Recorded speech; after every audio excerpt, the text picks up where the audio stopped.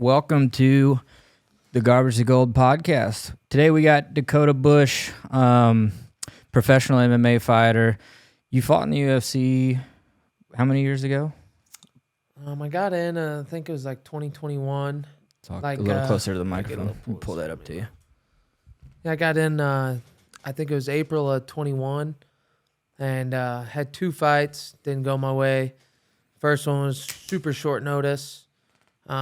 Second fight, doing really well, and just got caught with a good liver shot from a guy. But I do remember that. rough stuff, but just trying to right my wrongs, I'm on a 4-fight winning streak since I've been out, and I think we're knocking on the door, getting back in, Yeah. So when you got in the first time, like was that an actual contract, or did they just call you and say, hey, do you want to do this fight real quick? And if you win, we'll let you in, or? Yeah, that's how it mainly works now. The three routes you can get in the UFC typically are the Ultimate Fighter, which everyone knows what that is. Contender Series, which is, for those who don't know, it's basically they have a fight card in Vegas at the Apex. All prospects, you get on, you fight, and if you win, you look good. Dana will sign you right there.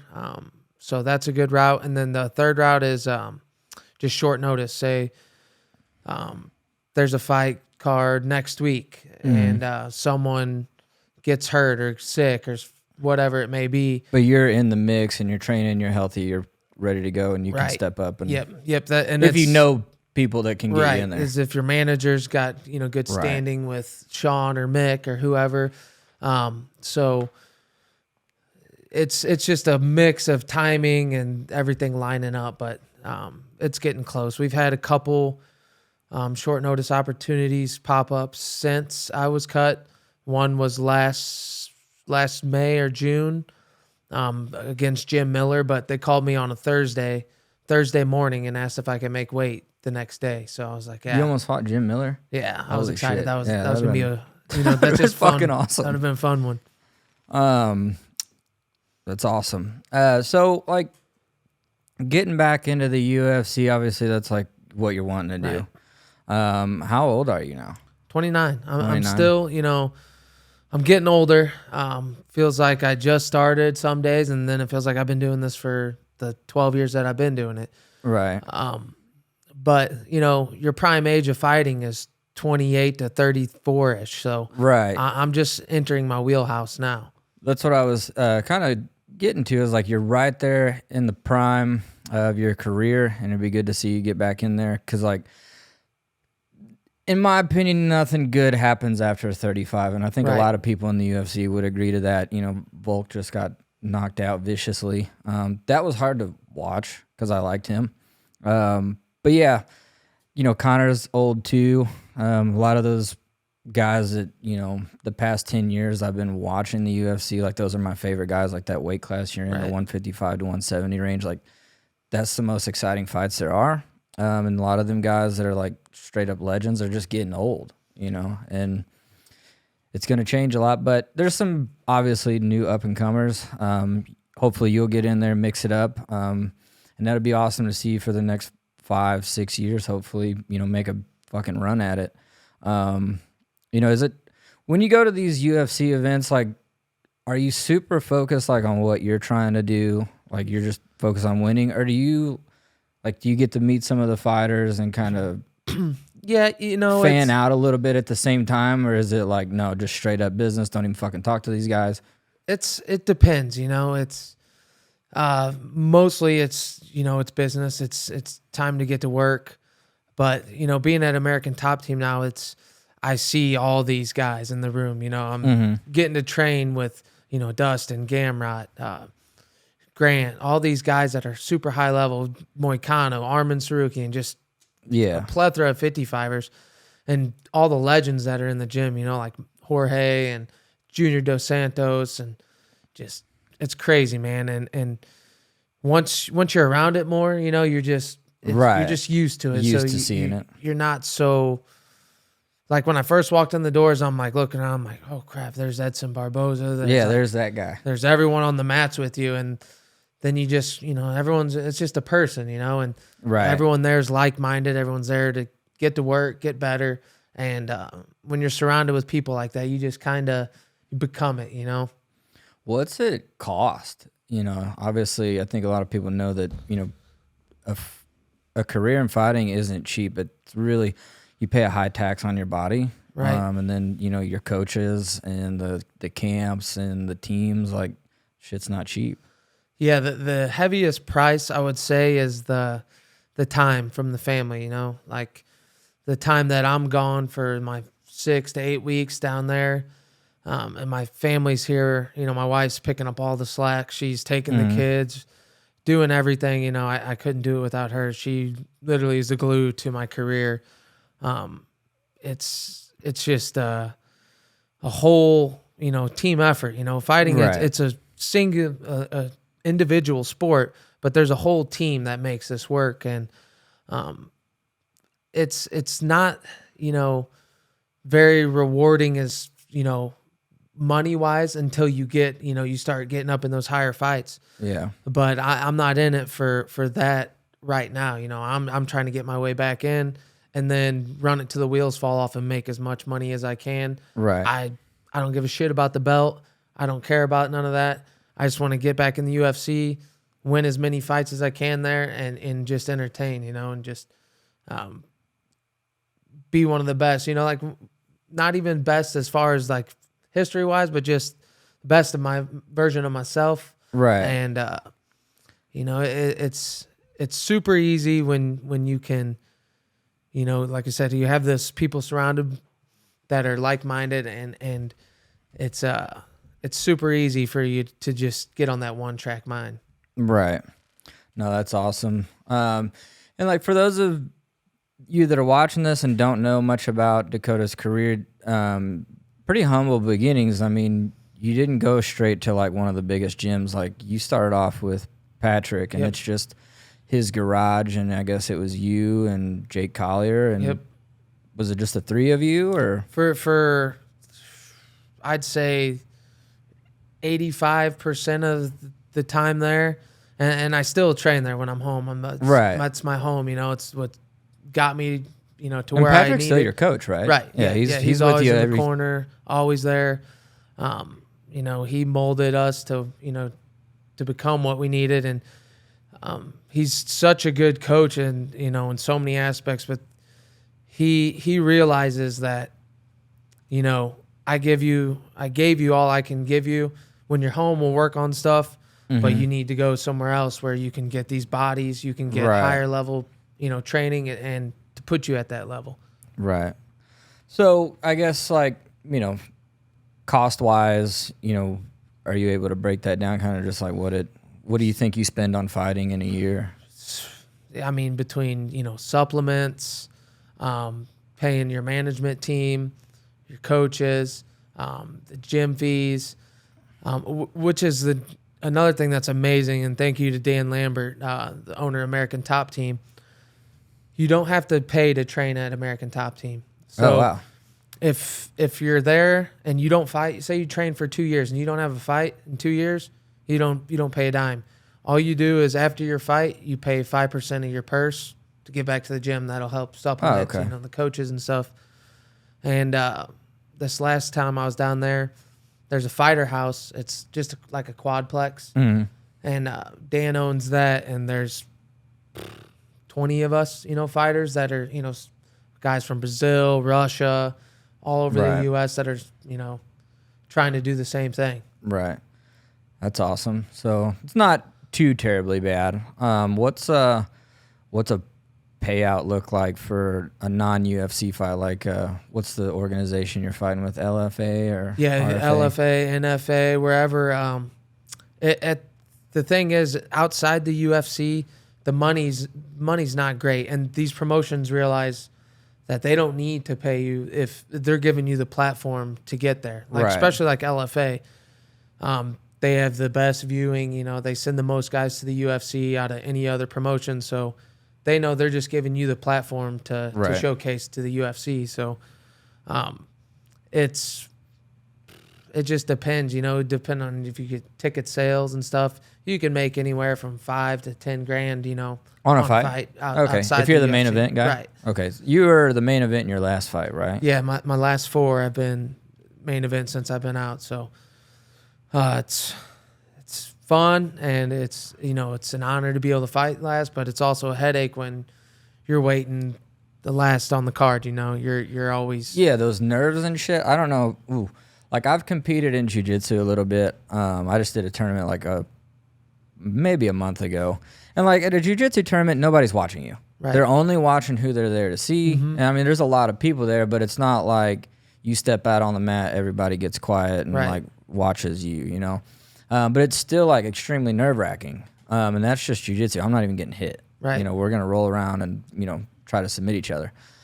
I couldn't imagine, obviously I've been in some fights in my life, and like just the nerves before like when you're a kid and you got to go meet somebody and, square up, because like where we're from, that shit's pretty common. Right. It's a rite of passage. Can you kind of talk a little bit about what does it feel like when you're getting ready for a fight, and just the anticipation? And it's hell. I mean, fight day especially, like you go through every single emotion I think a human can feel.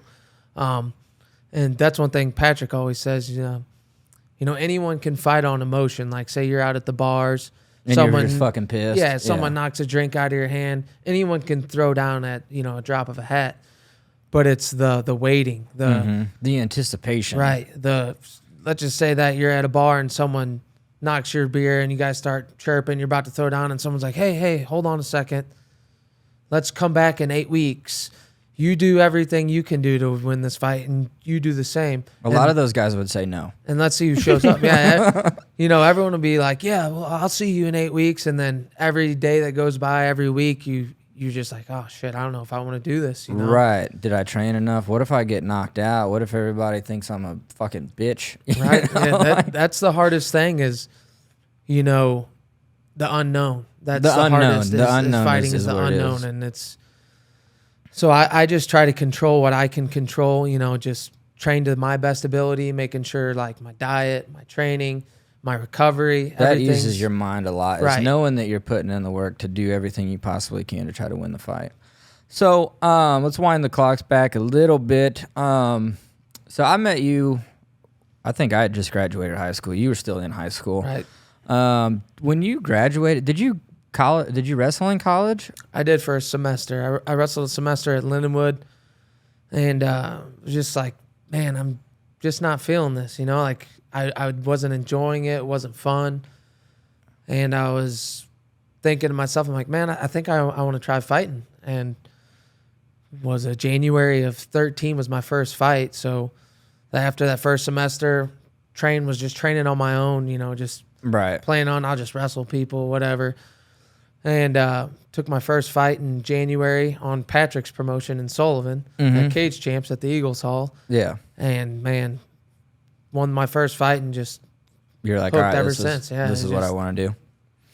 No, it's awesome. Like, because the UFC and a lot of these, the way MMA fighting is now, when we were younger, kind of coming up, it seemed like, jiu-jitsu like had a stranglehold on the UFC for a while. But now it's wrestling, and a lot of these like Olympic wrestlers and college wrestlers, I would feel 10 times more confident going into the UFC with a wrestling background, like a good wrestling background, than being a black belt in jiu-jitsu. Right. Because like, and it's weird because like I love jiu-jitsu. I train at a gym that has some of the best people in the world competing on that team. But like, with jiu-jitsu, you can be a black belt and still suck. Right. Yeah. But you can't be a college wrestler and suck. Right. That's the days of, jiu-jitsu. It was fear in the beginning, like the original days, like Hoist Gracie and those guys, it was the unknown. It was people that know what arm bars and leg locks or whatever it may be. So people were tapping to fear, they're thinking, oh, this guy's going to rip my arm off and beat me with it. And now people are just so much more educated and control. Like wrestling is control. If you can just like get somebody, put him to the ground. Like in your last fight, I watched it. The guy had no takedown defense for you, at least. I mean, I'm sure he does to some degree, but he could not stop your takedown. I mean, he took him down easily in every single round, and you just put him into the cage and essentially were like, you can't get out. You can't do nothing. He wasn't able to fight his fight, and you fought your fight. Did you go in there and knock his head off and, devastate him? On the ground, yeah. Right. But, I mean, you were able to control him and you made it look easy. Right. And that's what wrestling is. And, I mean, it's become that. Like, if you can do that to somebody, you're going to win a lot of fights. Yeah, wrestling is, like you said, it's the best background to come into fighting with. If I had to pick, if I was coaching and I had to pick between a jiu-jitsu guy, a kickboxer, a wrestler, and I got to pick one guy to, get them to the UFC, I'm picking a wrestler every time. Right. Yeah, I feel the same way. So do you have what's your plan after fighting? Have you thought that far, or are you just in the moment 100%? Yeah. I was watching, I can't remember who was on Rogan's podcast, and they were saying, everyone talks about you got to have a plan B, but only losers have plans B's, Right. I don't think of that. I think of I'm going to be successful. I'm going to run it till the wheels fall off, and then wherever life will take me after that, it will. But right now, focus is just, being the best fighter I can be and getting there and, making some money to hopefully that I can have, revenue and money working for me when I'm done fighting and when I'm sleeping, Right. All you really need is that one big UFC fight. Right. Just one big one. Even if you're not like the headliner, but maybe you get in there with somebody that, might be a little bit more of a veteran, but you go in there and you just have like a dog fight and millions of people, it goes viral or something, and everybody's like, who's this Dakota Bush guy? Yeah, that's literally all it takes. That'll change your life forever. And then, after you get out of the UFC, you could open up your own gym, or, at least you'll be fucking known. Right. And like you said, that's all it takes. It's one performance away, from changing your life. No, that's awesome. There was a time when I wanted to be a fighter, and like growing up as a kid, I was mouthy and wanted to fight. And then I actually started doing jiu-jitsu in 2010. And if I would have stuck with it and be there from then to now, shit, I'd be fucking amazing. But I didn't. I like drinking beer and partying too much. Right. But, your dedication, to actually, you're from a small town, not a whole lot goes on out here in Franklin County, Missouri. It's way more common for a guy to go to jail or, end up on drugs than it is for them to go to the UFC. Exactly. And to even have a chance at making a career at fighting takes a lot of dedication. Can you talk a little bit about that? Like what, is it hard to stay dedicated, or is it just something that you've always been able to do? You've always been disciplined, or? Yeah. And I think it came with time of being disciplined, I say this to people all the time. I'm not stronger. I'm not more athletic. I'm not more skilled. I'm not better than any other man on earth. It's just I never quit. I show up every single day. Every day. And that's what's, makes your own breaks. I've never, like I said, never had the outstanding gifts, but I earned them. I earned my strengths, my able to control the fights, just from time in the gym. And like I said, it's not motivation, it's discipline, because motivation's a feeling, discipline's not. It's going to be there every single day. Yeah. No, it's extremely important, I think, for anybody watching this, who's thinking about really doing anything, especially fighting. If you're not disciplined and you're not, in love with it, I think, giving a shit and, actually having a real passion for fighting is, that's going to make discipline a lot easier for you. And it kind of goes into what you were saying earlier about, you're being prepared for a fight, kind of eases your mind when it comes to actually fight day, knowing what you're talking about or knowing what you're doing. And, that passion and discipline all kind of goes into one. If you don't have passion, you're probably not going to have discipline, and then therefore you're not going to train enough. And it doesn't matter if it's a fight or business or just the way you carry yourself in life, you're probably going to struggle. Right. You know? Yeah. I've had conversations with so many people on that, you know, if you're passionate about something, you're going to be disciplined in it. And Yeah. I try to tell people is, Find something that you're passionate about. right. Don't chase the money. If you're passionate about it, the money will come, you know. Right. Let's say I wanted to be a grass cutter, you know, have a lawn service. If I was passionate about it, I'd be the best in this area. Right. There's no doubt about it. You know, Exactly. if I'm passionate about something, I'm going to outwork anyone around me. Right. And that's all it boils down to is finding your purpose and your passion, and everything else will line up with it. Yeah, and that's kind of the whole mantra with this podcast, you know, garbage to gold, you know, because everybody kind of starts out at the bottom. Most people, Right. I mean, if you don't come from a rich family, or you know your parents weren't like celebrities or athletes or something, you're probably going to start at the bottom. You know, you're garbage, and you learn all of these things that get you, and the whole idea to life is to be as successful and the best person that you can possibly be. And it takes people a long time to figure that out because life feels random, you know, especially when you get out of like high school, Right. and you're not being babysat anymore, and you're just kind of like, okay, I can do whatever I want. Right. Am I gonna do something, or I might just sit here in bed? No one's gonna drag me out of this Right. bed, you know, and that bed's pretty fucking comfy. But eventually shit starts to go pretty fucking south. You know, if you're not dedicated, working towards something, whether it's a career, you know, fighting or some sort of, you know, it doesn't matter what it is. It could be rock climbing, you know, something that you're disciplined and working toward.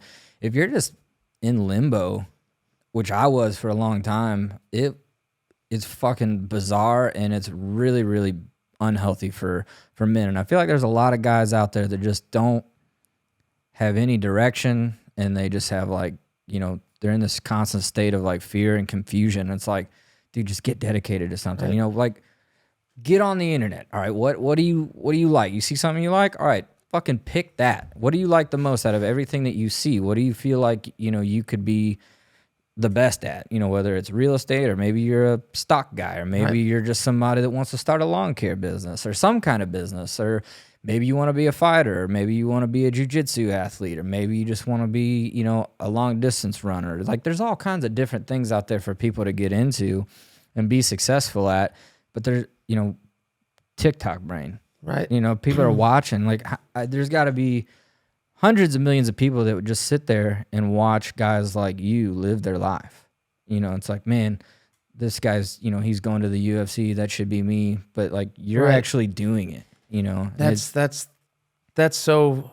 It is bizarre, you know, the people watching somebody else live their dream. right, You know, and it's frustrating when you see like the countless people that have talents and whatever avenue that they want to be in, and right. Because like you said, you're no different than the person that's just staring at their screen right now. it's just You the, know, it's the just the putting it into dedication. action, and like you said, getting out of bed and wanting to be better, and knowing that it sucks, man. It sucks. Like anything you do, it's gonna be hard. Right. Nobody is That's successful. the reward, though. Exactly. Yeah, hard is like, you know, good. What I'm doing is hard. All right, good. That means I'm doing the right thing. If what I'm doing is hard, then the reward is going to be good. If what I'm doing is easy as fuck, then I'm probably not doing anything that's worth Right.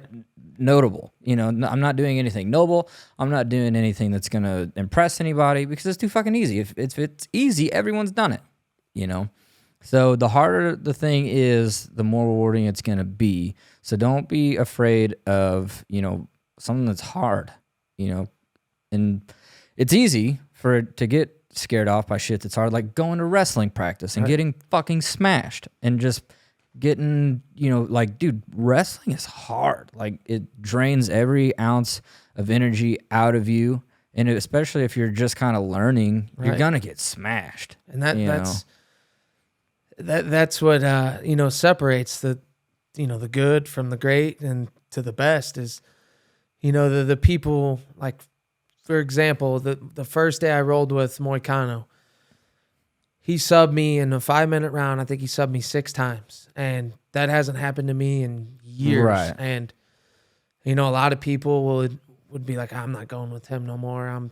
Or be like, hey man, maybe this ain't for me. Right. And in my head, it was every single day he's in the room, I'm asking him every single round I can get with him. Hey, that Darce, is there what can I do to stop that? And I'm just gonna close that gap. I'm gonna try to close that window, and get the level a little closer every time we shake hands or go at it or whatever. So it's chasing that, I'm chasing the guys. I like the guys ahead of me in the room because it's something I can chase after and try to keep up with. And that goes with everything in life is you can't be comfortable. It's nothing good happens in your comfort zone. Right. And I've always been able to do that. I've always been able to say, screw it. I'm going to go sacrifice this or go here or try to get in the room with the best guys I can.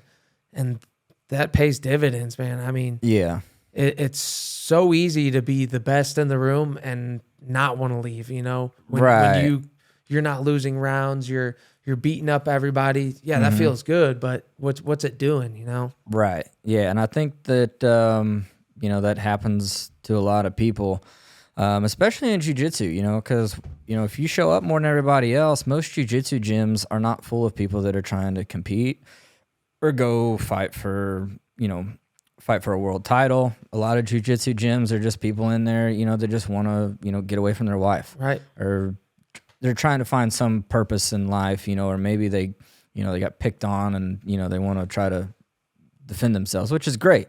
It's good. Every guy should have some sort of, martial arts, self-defense in their life. But, if you you can pick any jiu-jitsu gym in St. Louis, if you show up for a year and you go every single day and you take it extremely serious, in that year, you're going to be beating everybody in the fucking gym. You're probably going to even be submitting the black belts that are older that don't take it very serious, and you can't, once you make it to that stage, like Patrick said, you got to go find something else, because once you reach that stage, that's the best you'll ever get. You have to continue to find people that can beat you, and there's always somebody out there. Always, this game is so you can't catch it. It's that wheel that just keeps spinning that you'll never have every facet of it. And there's always, that style. Someone's got a little niche or a trick that you've never seen, or that's your weakness. It's so hard. Microphone just a little bit closer to your mouth. I'm afraid that you might be not sounding too good, but it should be fine. You're talking loud enough. It's like you said, it's always seeking out more. It's always wanting to be better, wanting more, wanting to find, someone out there that's gonna push you, that's gonna kick your ass, and thankfully I've found that, and I've been able to, in the past 2-3 years, at Glory and then now down to American Top Team. It's just life changing. It's such an honor to be able to share the mats with, some of the best to ever do it. And then you see why these guys are the way they are. And then when you're in the room, for however long, I've been there for a little over a year now. And it's like the gap between me and the top 15 in the UFC is not that big, and right. It's just, that's a good feeling too. It is.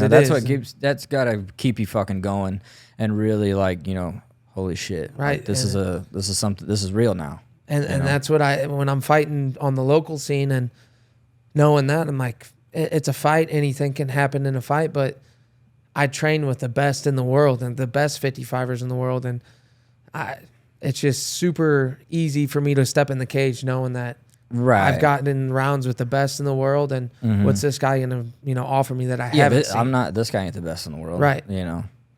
But I mean, that's all going to change a little bit if you get back into the UFC, which hopefully you will. I'm looking forward to it. I think I've watched all of your fights. It's just so crazy to see somebody that I know and I've hung out with, and it's like, oh shit, they're on TV fighting.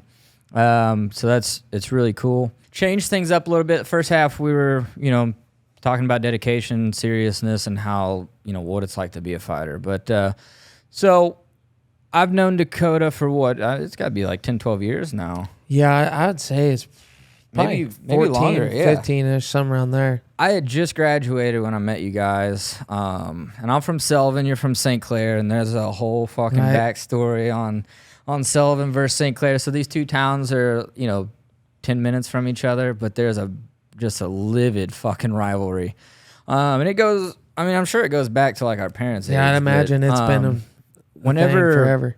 Whenever I was in high school, I'm not sure if you were in high school yet when "Fuck Sullivan" song came out. Yeah, I Were you a was. I think freshman? I was 8th grade, freshman around that time.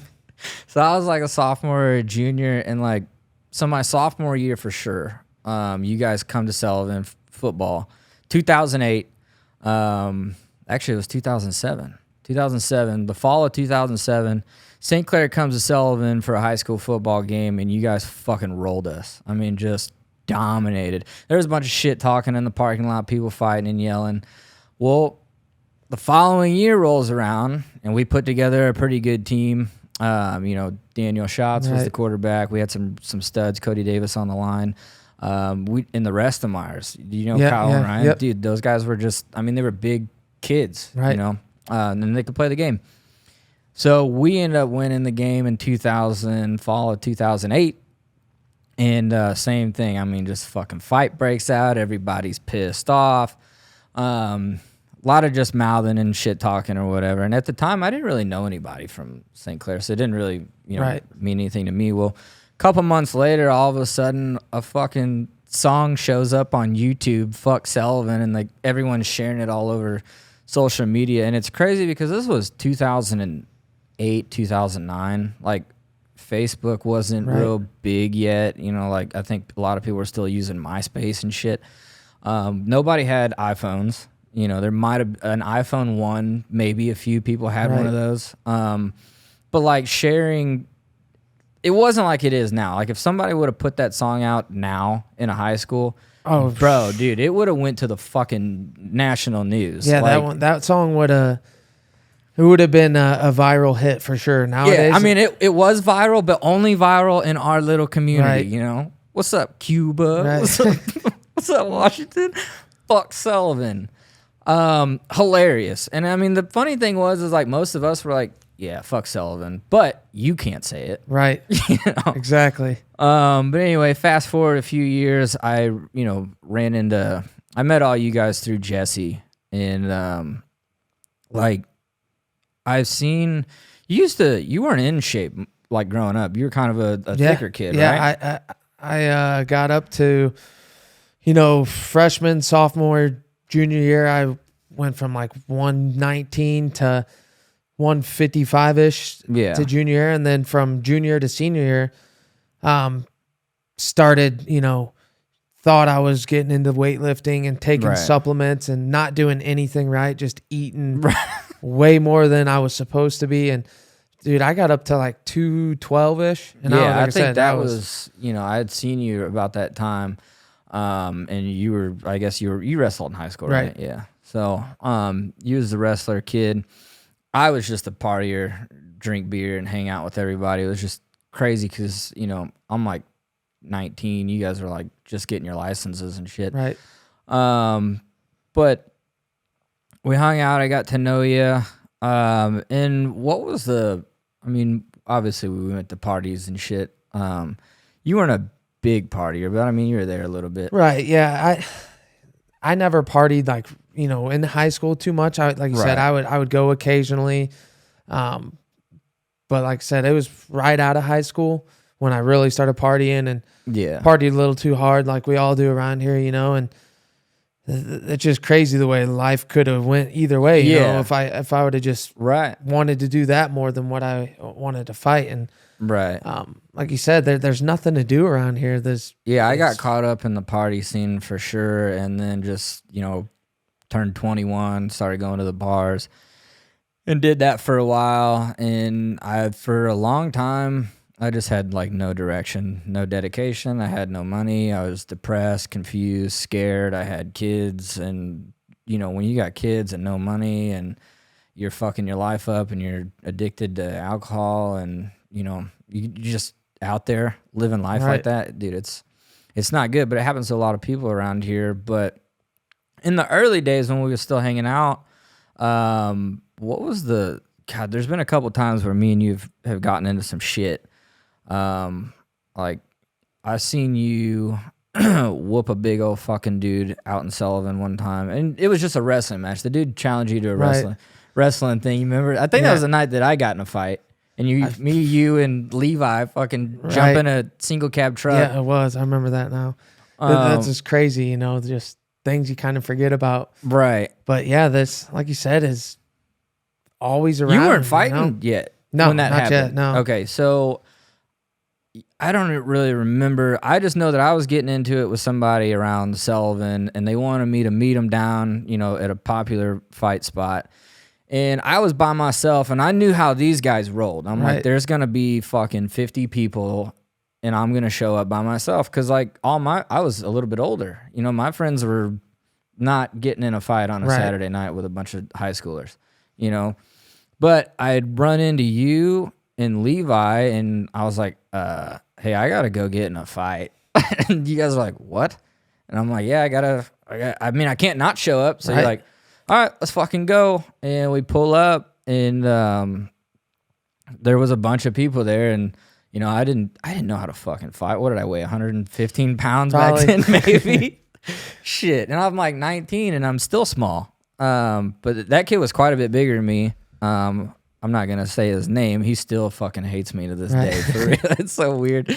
It's like, dude, that was like 15 years ago, and like when I see him in passing, he like mean mugs me. I'm like, we can run it back, right? You know.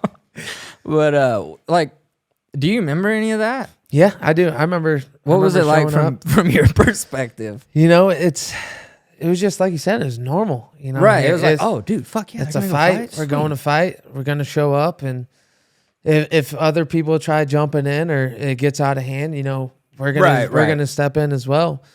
But that's, like you said, it's just growing up here is you're fighting, you're drinking, you're partying, yeah. It's not uncommon for one of your friends to walk up and say, hey, I got to go down to the third curb and we got to get in a fight. And it's like, all right, load up.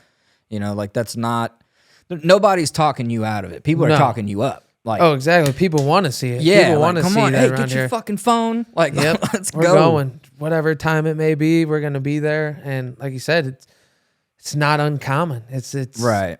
This I tell people that all the time when I'm down in Florida or wherever, you know, that the area I'm from, it's different, man. I'm telling you, the water, there's something in the water here that's different. People are different here.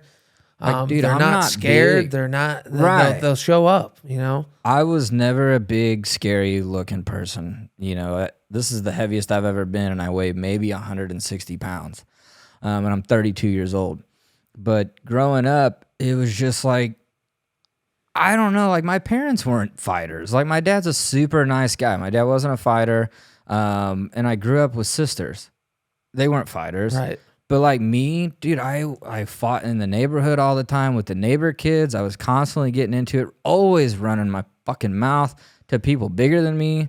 And you can ask any of my friends. That was just how I fucking rolled back then. I was just an asshole.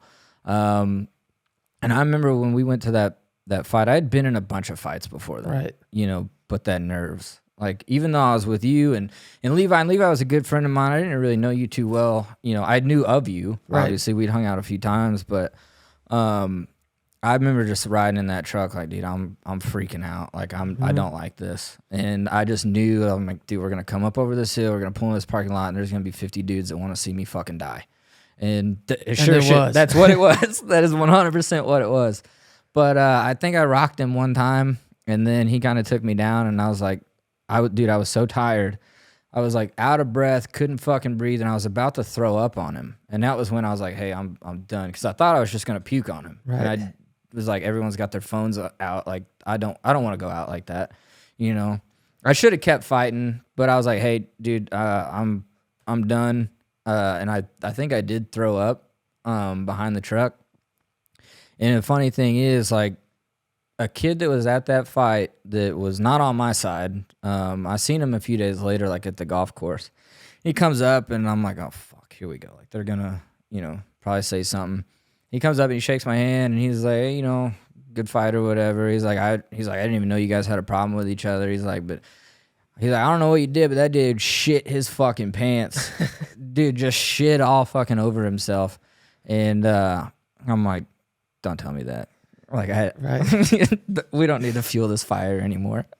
But no, I tried to be cool with the dude after that, and he just, I don't know, I just hurt his pride too much, or I guess he was telling everybody how easily he was gonna just whoop me, and it didn't happen. I don't fucking know. Pride's hard, man.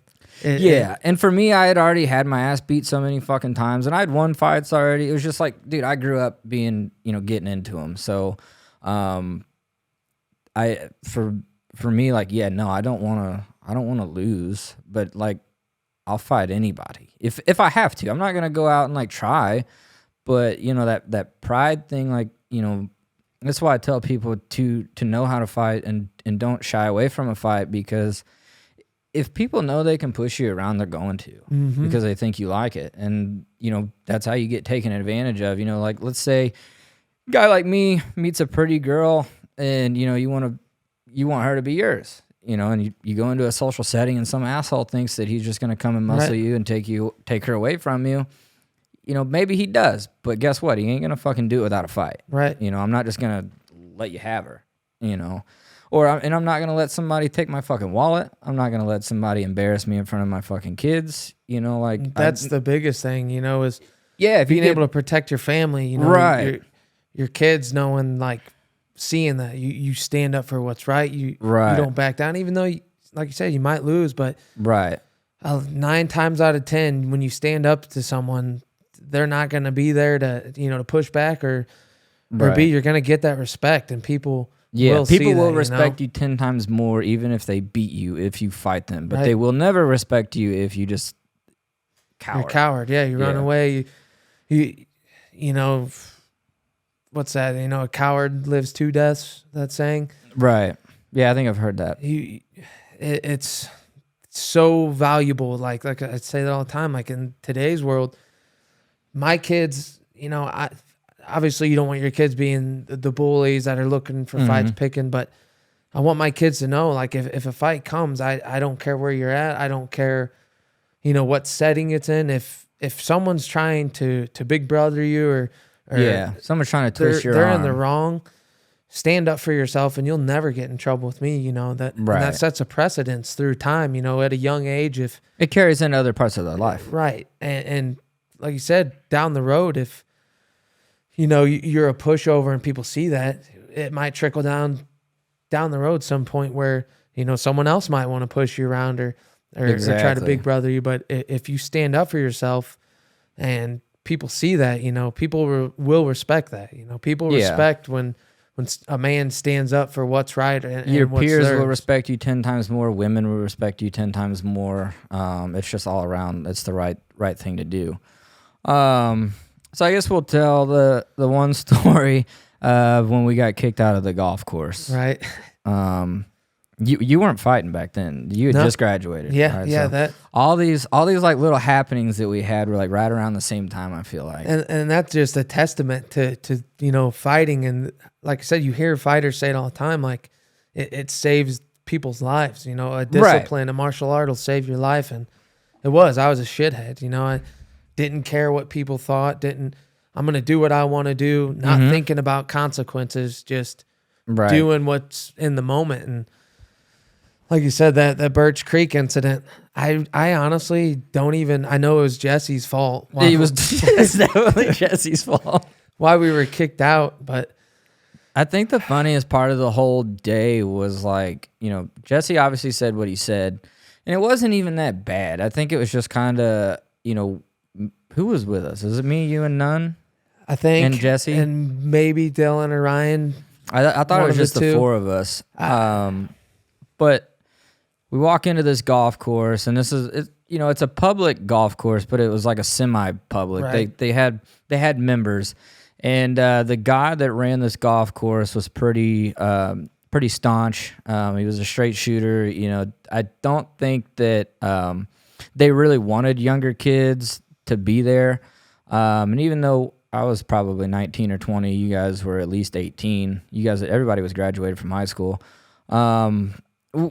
you're still pretty young. You look Right. like a kid. You know, we didn't feel like kids, but you know, we looked like kids to them.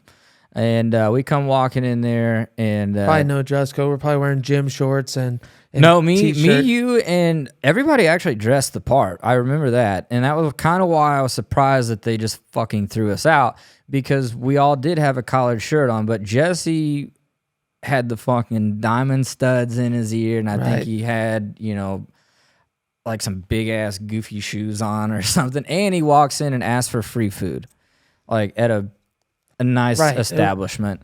And you know, we're trying to get our tea time, and you know, I say my name, you say your name, Nunn says his name, and then Jesse kind of, I guess, I don't know what he fucking did, but when the glasses came down dude, and went down, I remember was that. like, They pulled apart. yeah, he pulled his glasses apart and puts them down and looks at us. I was like, oh, this is not good. He's like, out, all of you out. I was just like, oh, fuck. All right. Okay. Yeah. And I didn't know how you guys were going to react. I just knew I was getting out of there, and I was like, please, Jesse, don't fucking throw anything, you know, because I've been in that situation with Jesse before where he gets thrown out and he Right. just makes it way fucking Yeah. Worse. He's leaving, and He's gonna let you know right. he fucking leaving. Luckily he didn't do that, but the funniest thing was we get out of there and we're all like, what the fuck happened? Like, what did we actually do? Because like, I didn't feel like we were really doing anything wrong. I knew that Jesse kind of, you know, shouldn't have said what he said, but it wasn't that big of a deal. Right. You know, we're paying, you know. The guy and might have been we were all having- dressed right. Right. You know, The guy was probably just having a bad day on top of things, maybe. probably. Memberships are down. Fucking Right. bills are up. And you got four, you know, like you said, Right. looked like high school kids in there getting ready to just put a bunch of divots on the green, probably. Yeah, and- they're going to be sliding the carts around, which we were going to do right, that. right, so. for sure. We were going to be hitting the driver off the deck. And Yeah, he made the right choice. It was just so funny when we got back in the car, you called him. And I was sitting in the back of the car, and just the way you said it, you get on the phone, and it's the lady that Jesse had asked free food Right. for. And you're like, hey, I was just there, me and my 3 friends. What happened? right. It was just like, what did happen? Like, what the fuck? Why'd they just throw us out? And the lady's like, you guys were being rude. And you're like, what? No, I wasn't. And she just fucking hung up. Right. And like you said, I still to this day don't even know. Yeah, I can't really pinpoint what exactly it was. I mean, I can only speculate that the guy was just probably having a bad day, and then, you know, Jesse just being Right. Jesse. He was there to push the buttons for sure, Right. whatever he could have. And like you said, that was just normal though, you know? Yeah. Anytime you're with him, Right. you know, and the group we were hanging out with, it was, like you said, it was just Always something. always trying to have fun, you know, trying to.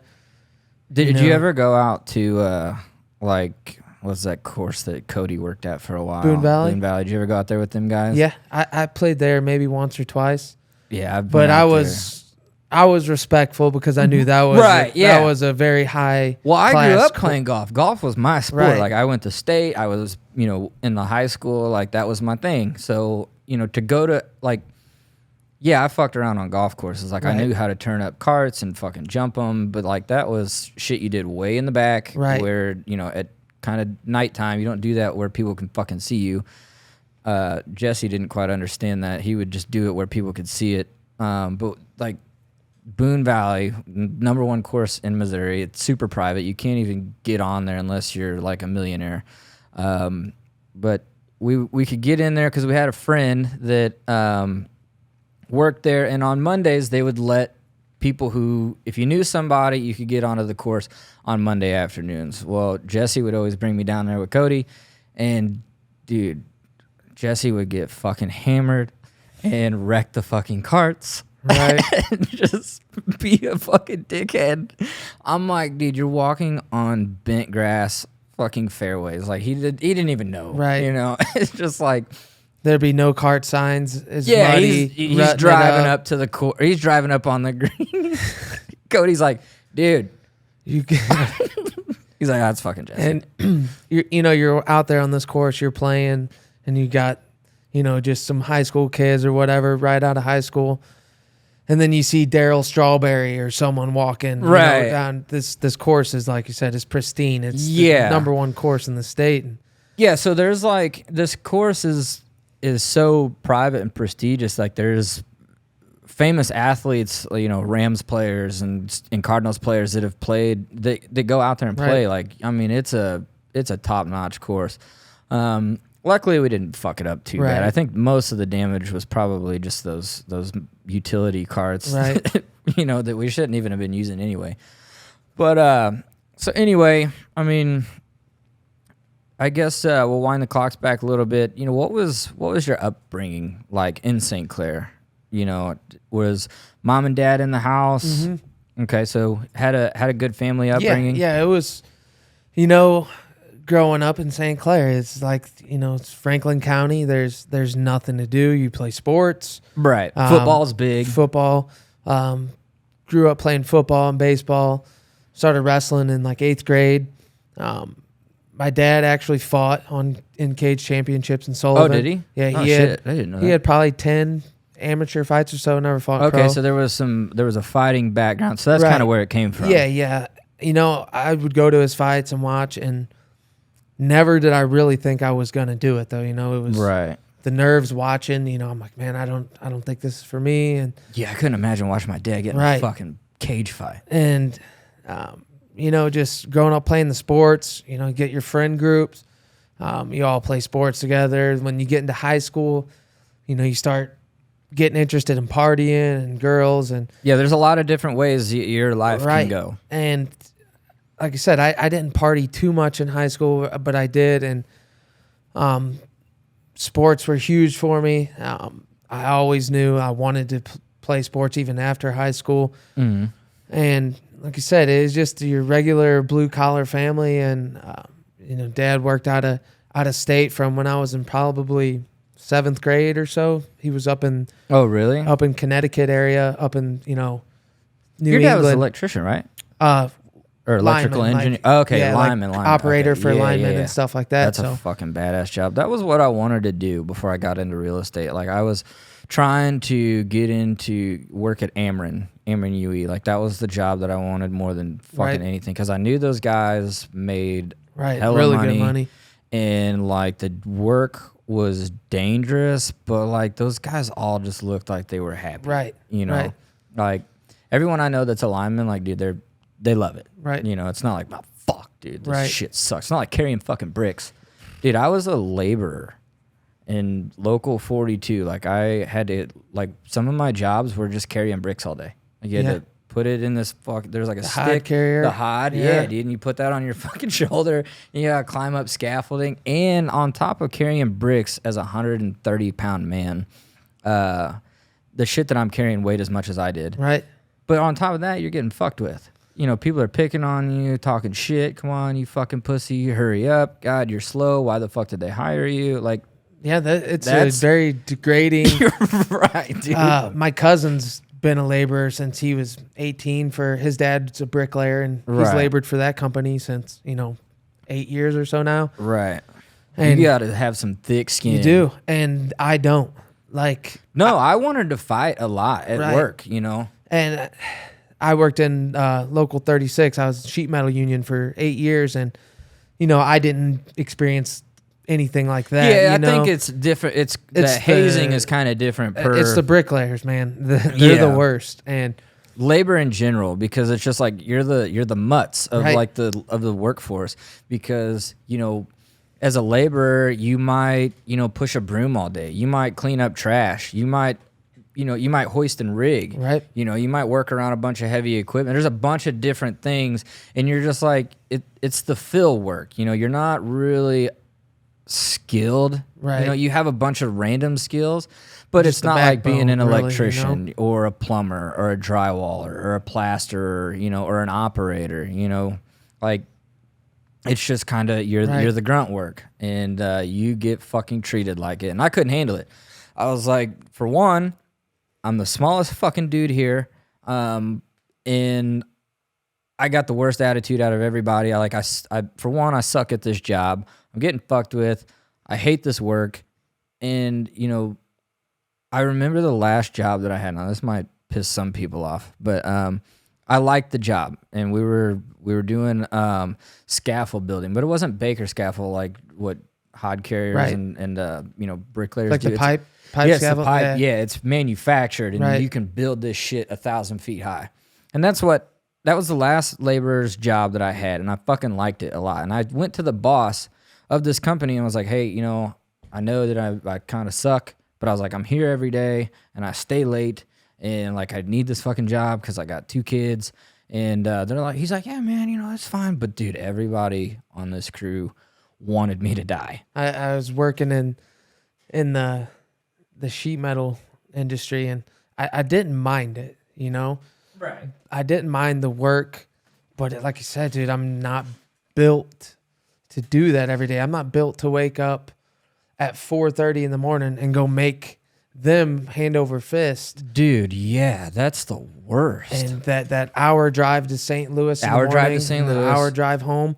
And that was the worst because I'd be sitting there in my head and why thinking, am I doing this? Why? And you're envisioning, you know, you're probably envisioning yourself in the cage, right? You know, in the UFC. Well, I was still working there while I was in the UFC. You know, I didn't quit working until after I got cut from the UFC, and I'm like, I got to change. Like I got to do this full time. Yeah. And when I finally quit working there, it was hands down the best feeling, man. I mean, yeah, it was like, I was scared because like I quit and I had no other option. I didn't have any money saved up, and I wasn't like, you know, could potentially get called to the UFC or, you know, pick up a fight or, you know, go have a way to go make, you know, 20, 30 grand. I had to go and get into real estate, and like that was what back then, that was what I really, really wanted. That was all I could think about, was just getting into real estate. And when I would have these jobs, I felt like I was wasting my time. Even though the pay was good, I mean, you're making $30, $35 an hour, and you got benefits and all that. But like you said, you get up at 4 o'clock in the morning, and, you know, your kids are still sleeping. You watch the sun come up, and then you work all fucking day. You get bitched at. It sucks. You hate it. And then you leave and you watch the sun go down. And it's like, it really wears on you mentally. And like you said, you're not built for it. I definitely wasn't built for it. I didn't have the mentality for it. What I have the mentality for is what I'm doing right now. Right.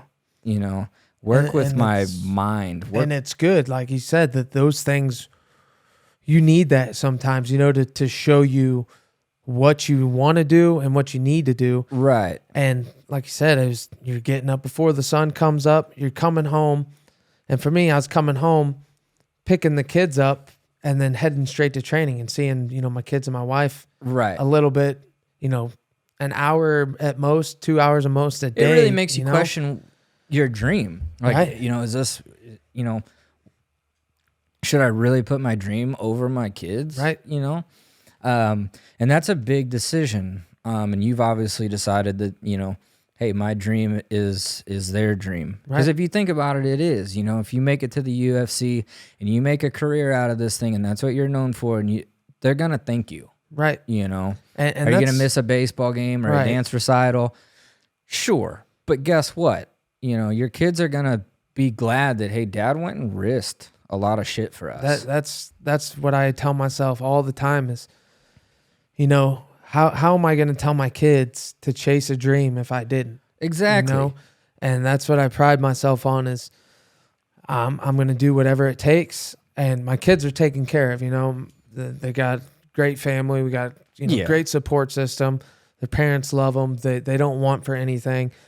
And they're just going to see, you know, the hard work from myself and my wife. And I think that speaks more than, you know, than if I was to stay at a comfortable job that I hate, coming home, drinking a 12-pack every night, being pissed off that the world, dude. And, you know, and I see that. Being a hater. That all the time. Yeah, it is. That's what you become, you know, when you give up on your dreams and you start drinking and you turn to vices, it's like, yeah, you're there for your kids more, but it's like, are you really? Exactly. Like, are you there for them the way they need you? Are you sitting at home drinking a 12-pack, sitting on your phone, scrolling, yelling at them to Right. keep it down, or go outside and play? I'm doing Yeah. this, and it's a 10 times better life for your kids to see you doing something that you're passionate about, because they're gonna see that and they're gonna go, hey, I think I know how to do that. You know, Right. my parents weren't really like that. My parents played it safe, like most people's did. Get a job, you know, pay your taxes, keep Right. your head down, keep your nose clean, and make sure that there's food on the table for your children. And the scariest thing for me whenever I decided to get into real estate and I was like, all right, I'm quitting my job, was I had come to the realization, you know, because I also had a lot of legal trouble too from partying that was still kind of lingering. And,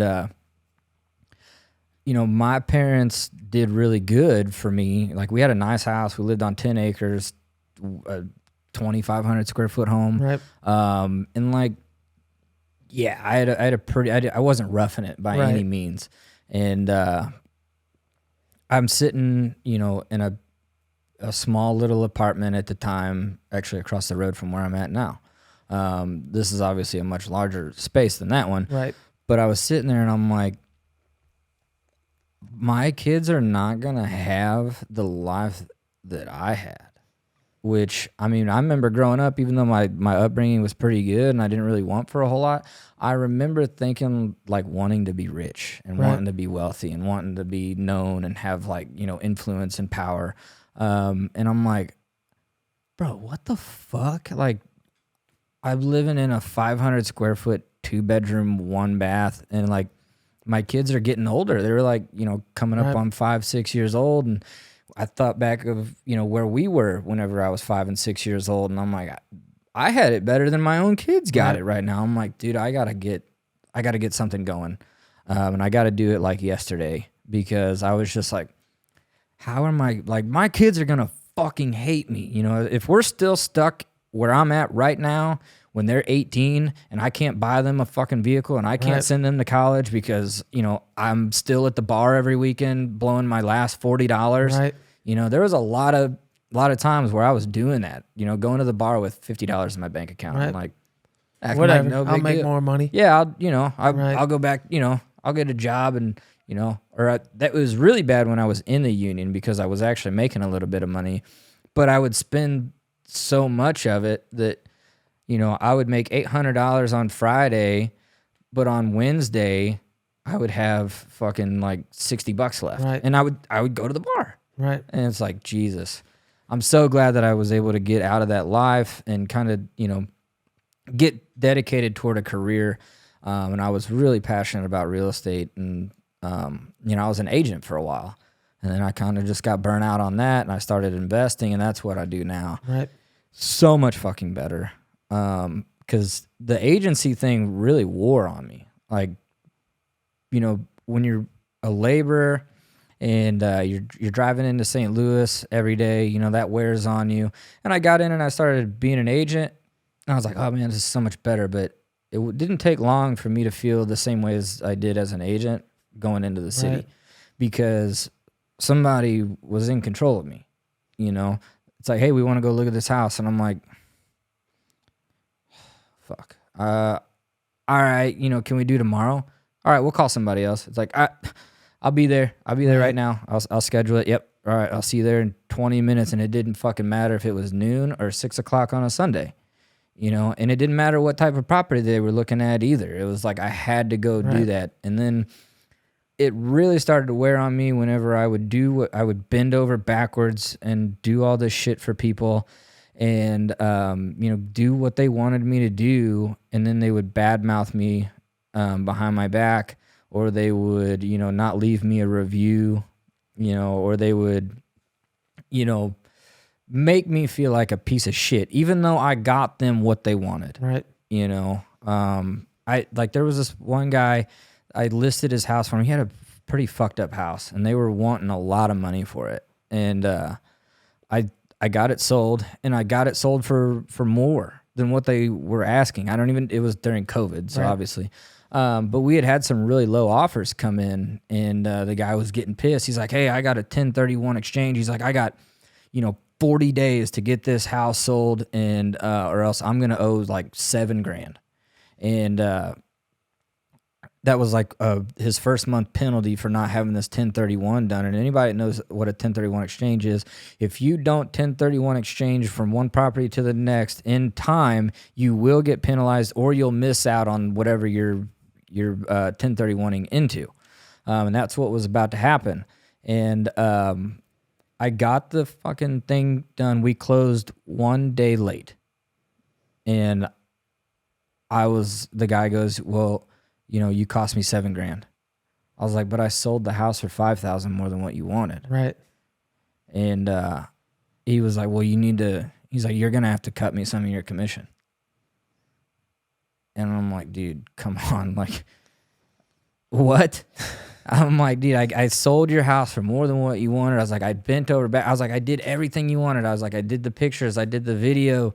I showed the house several times, because most of the time when you're the listing agent, you don't show the house at all. I was like, I got you more money than what you wanted. And I was like, and we got it done on time. He's like, no. He's like, you're actually 1 day late. You need to cut me some of your commission. So I gave him $750 out of a $7,000 commission roughly. And I was just like, this ain't for me.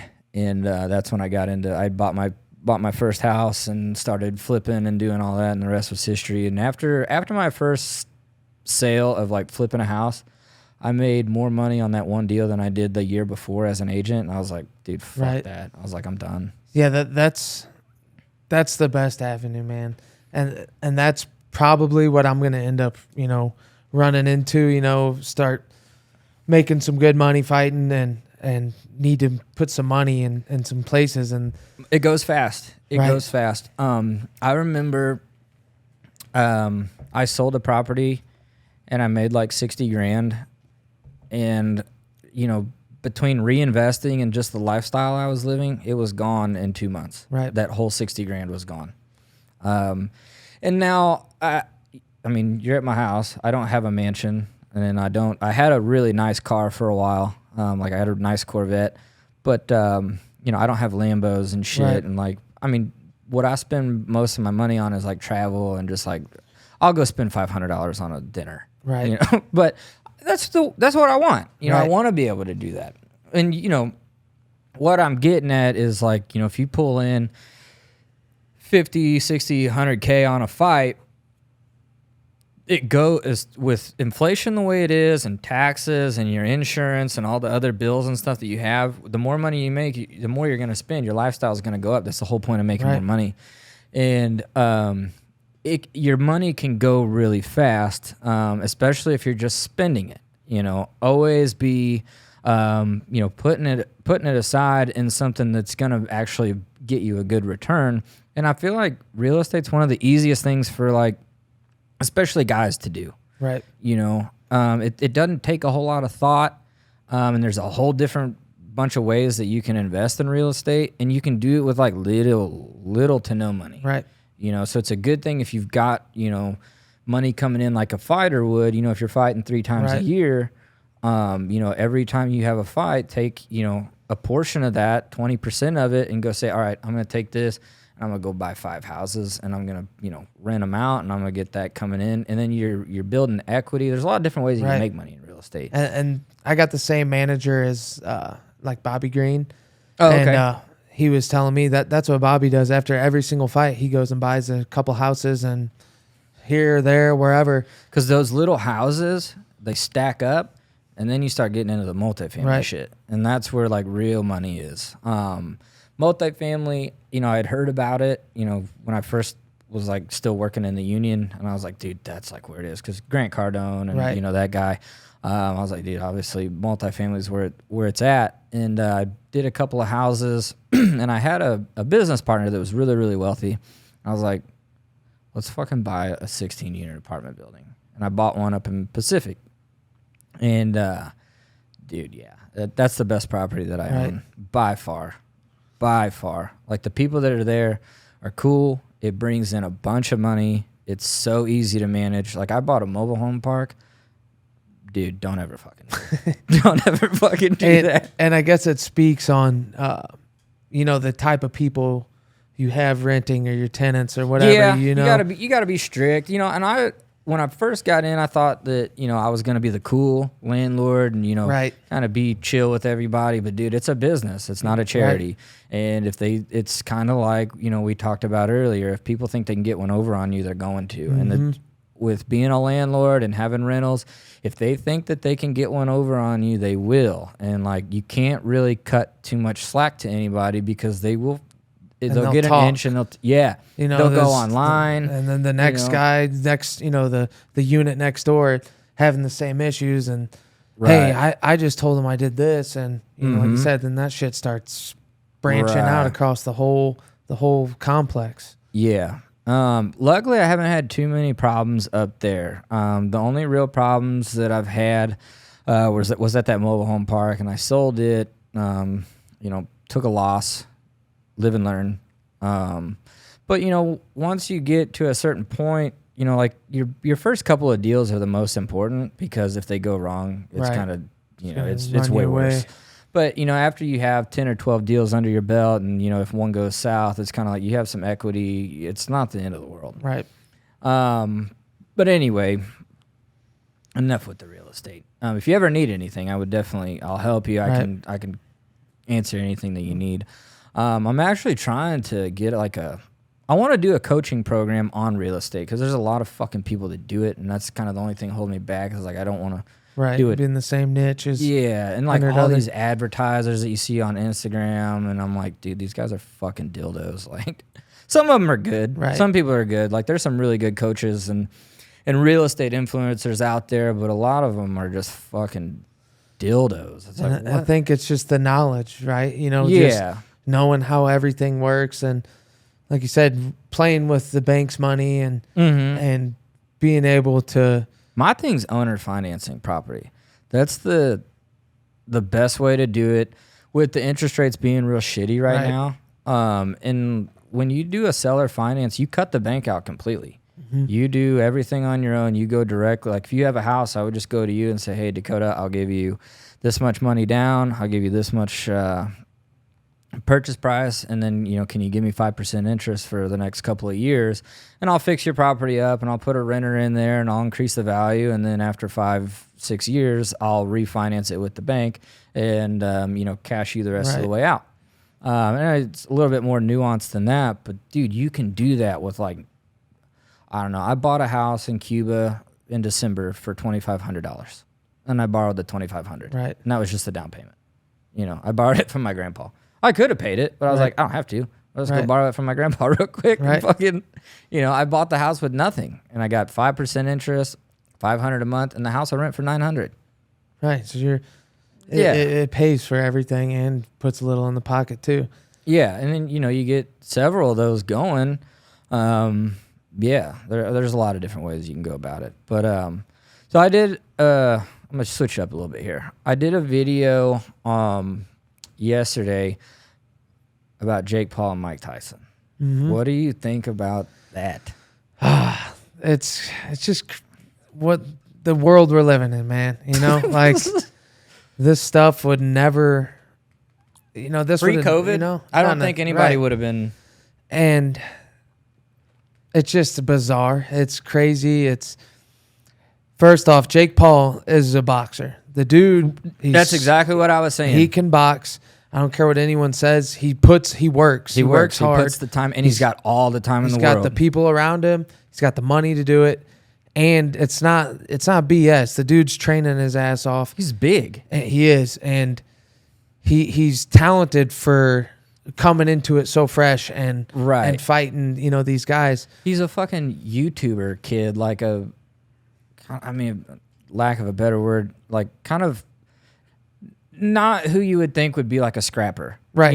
He's just a goofy YouTuber kid, and then he wants to be a badass, and everyone's like, that doesn't correlate. Right. You can't, you're either a YouTuber or you're a tough guy. And he's kind of proved, if you put the time in and the dedication, what we talked about, he's got all the fucking time in the world. He's got the money to get the best people, and he does it. I mean, if I had that, you have that, you're going to be a good fighter. Right. There's no way around it, you know. And you go to American Top Team for a year and you train every day with the best guys in the world, you're going to learn how to fight. the only way is go up, you know, and I think he's doing it right as far as, you know, training and everything and how he's fighting. He's making money. He's Right. people, and I get it, you know, both sides of the spectrum. Your fighters that are, you know, that have been struggling and trying to make it, and then this guy just gets to leapfrog everyone. But he's got a path, you know, he's got followers, he's got the revenue, he's got everything to put him in that position. The only thing that he has to do is just work. Yeah. That's all he has to do is just do the work because the money's there. And like you said, he's got the following, so people know who he is. He's automatically has like a major audience. So any fight that he does, even if nobody in boxing shows up, the fucking YouTube fans and the social media people, you know, they're there. And he's developed that kind of like that Conor McGregor-esque of it's a character where people are going to pay to watch because you want to see him win or you want to see him get his ass beat. And that's the best thing you can have in fighting. It is. And me and Grant were talking about this, you know, a couple weeks ago, is fighting is more than just showing up and fighting now. There's the markability. Yeah. It's a whole different ball game now, and being able to market yourself and want people, you need people to want to tune in and have that You background. need people that want to see you win and people that want to see you lose. Exactly. You got to have both, and it's hard to be a humble fighter anymore. It is. Like the George St. Pierre's, I don't know if he would be, you know, as big today. If, you know, he came into the sport back then when, you know, people were kind of okay with you being a humble champion. Right. Anderson Silva wasn't a trash talker, you know, but then here comes Chael Sonnen. Right. And everybody's like, you know what? I kind of like this trash It's talking different. shit. You know?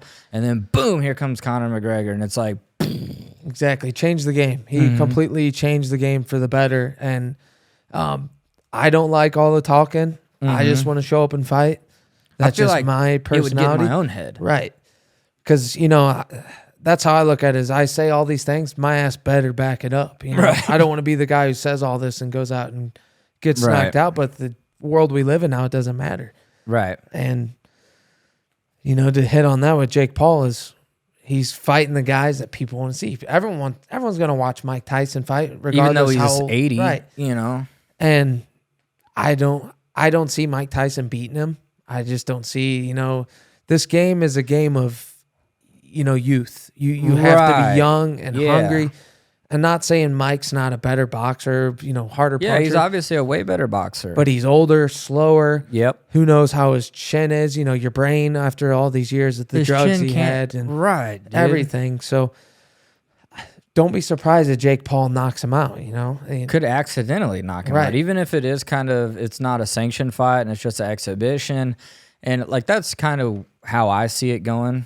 I would imagine that this is just a way to get more subscribers to Netflix and these streaming.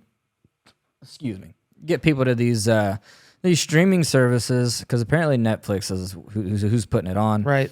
And that's probably what it's mostly about. It's just getting eyeballs and getting people to watch an event. It's not really about. I mean, obviously there's no title implications. You know, like.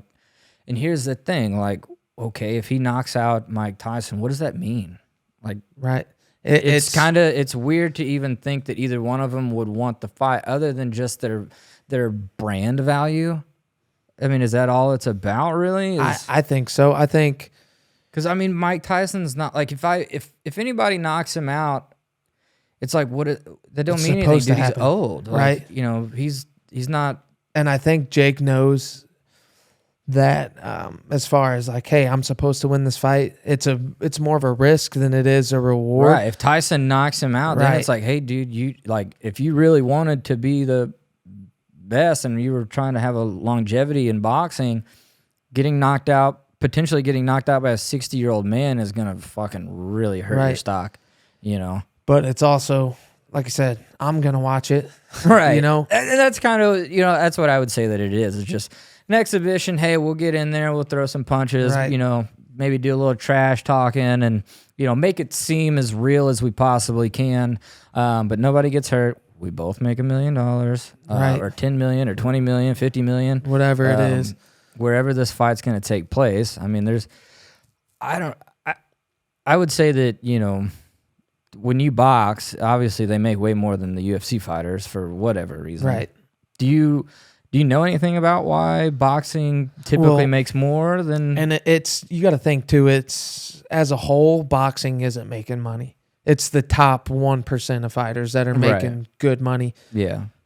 As far as a whole, like UFC, like roster, top to bottom, your bottom level guys in the UFC are making more than the bottom guys in boxing. Okay. Makes sense. But I think I still question this and don't understand why there's so much more. Like, look at Mayweather fighting Pacquiao, or McGregor fighting Mayweather. I think there was something around 400 million Mayweather made, and Conor made 150 million. Right. But it's the pay-per-view buys. I think boxing's such an old sport that, in these, third world countries still, and like your Mexico and right. I think Middle that's what a East, lot of it is. There's so much more viewing. Yeah, trying to expand it. Right. At least from a business standpoint, from some of these big streaming services, is like, well, yeah, I mean, we know we're not going to get any more viewers in the United States because we're kind of capped. Right. But, over here in Asia and like getting, because the big thing is getting bandwidth to these third world countries. They're starting to get internet access, and like, if you have internet access, you can fucking watch this shit. So I think that's probably a big thing that a lot of people, aren't really aware of, is that these big corporations are using these like exhibition fights and these, fights that don't really mean anything, but are just like, get a lot of people talking as a way to get more people to their streaming service. Hopefully it'll be entertaining. And hopefully they don't actually, beat on each other, because it's like, fucking Mike Tyson's 60, dude. Like, it just doesn't make sense. And it was like, shit, last night, Anthony Joshua knocked out Ngannou. Yeah. I watched the knockout part, and I was kind of surprised. I was like, geez, he just left himself wide open. He did drop him right before I seen, and so he got hit him once. He got an 8 count, got up. And so I'm thinking he wasn't all the way there. But it looked like he just, he stood there and just let him run at him with the overhand right and just put him out. Yeah. It's so crazy. Hard to think, I know he got paid really well for that, but it just makes you wonder sometimes. And everyone knows, like, let's say they were to step in the cage, Ngannou's going to absolutely destroy Anthony Joshua. Right. He can put him to the ground and ground and pound him out. That's what frustrates me more than anything is, look at all the MMA fighters that will step in the boxing ring. Right. It's never reciprocated. They're never coming into the cage. They're never... Mayweather was never like, hey, let's run it back in the octagon. Right. And they know, and people know. If you're an educated fan, you know that the two don't correlate. And I love boxing, and same. I boxing was like my first combat sport that I loved. Like growing up watching boxing, so fun. As a it's kid, good exercise, but yeah, ground fighting is it's harder. I think it's more taxing on like your cardio, and like you get tired way faster. Like, dude, I could box for 20 minutes. I can't go and grapple for 20 fucking minutes. And then you mix them together. Yeah, someone's taking you down, and you're trying to get up, and then you work to get up, and then your tank's sucked a little, and you start throwing some punches, and then you eat a couple, then you get taken back down. And I wish people could feel that. I wish every guy should know what that feels like to go from fresh to fucking exhausted in a fight like that, where you start on the feet, you get taken to the ground, and then you fight your way back up, and then all right, now go back and start throwing your hands, just to feel that difference. And there's some fear that comes with that when you start off fresh, and then you're tired, and you're like, your punch feels like Jello, and you're like, oh fuck. It's scary. You know? It's very scary. Because like, dude, you don't know how that guy's feeling. He might still be fresh as hell. You know. I say that all the time with my debut fight in the UFC. I took it on 6 days' notice, and still training. But there's a difference from training or being in a fight camp. Right. And I remember fighting. We was trading on the feet. I was winning the exchanges first round. And I'm like, man, this ain't so bad. I'm fine. I'm going to be fine. And I remember looking down at the clock in the Apex. And I'm like, it's got to be halfway through the round. And it said 4 minutes and 13 seconds left. Oh, fuck. And I'm like, in my head, I'm like, oh, shit. Like, this is going to be a long night. God damn. And that was our game plan. Like, we knew I didn't have 3 rounds of gas tank in me. So let's try to get him out of there in the first. Mm-hmm. And that's what I did. I won the first round on all 3 judges' scorecards. But I just didn't have the gas to go. Right. For it was round autopilot, 2 and 3. after that. So you're at American Top Team now, but you had trained with at Glory in Kansas City, and that was James Krause, right? Yep. So for people who don't know, I'm sure a lot of MMA fans know, but for the listeners who aren't aware of the situation, what exactly happened with his gym? There was something to do with some gambling. Right. Do you know too much about it? First off, speaking on it, went there when Glory was like popping off. I got there and they're about to bust out the seam. We had 20 guys in the UFC that were in the room on a daily basis. Krause was, any fight card that he was on, all the commentators, everyone's talking about Glory, Kansas City, Krause, and things were going well there. I would be a liar if I said that James didn't help me grow and made me a better fighter.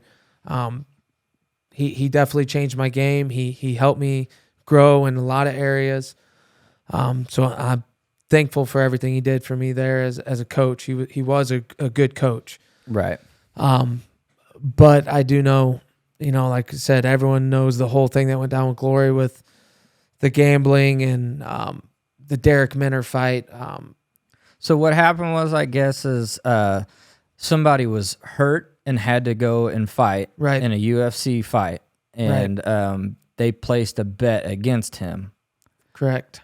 And because they knew he was hurt, and that's, what do they classify that? That is basically like almost insider trading. Yeah, basically, yep. And so they're saying Derek Minner went into the fight with a known undisclosed injury, didn't disclose it to the UFC.